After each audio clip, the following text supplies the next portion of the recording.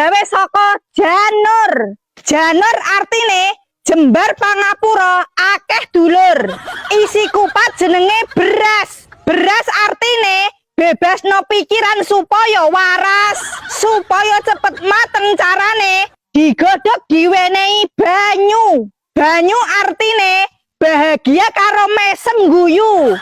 Banyune asat tandane wis mateng terus diwadahi piring. Piring artine pikiranmu ojo nganti miring. Kupat ning piring banjur dipangan nganggo sendok. Sendok artine sendekno karo sing kuwasa. Kupat isih panas disebuli ngenteni adem. Adem artine ati pikiran digawe lerem.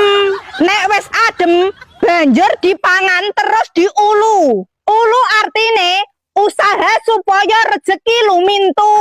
Nek wis diulu banjur tekan weteng. Weteng artine wejangan apik ngilangi pikiran peteng.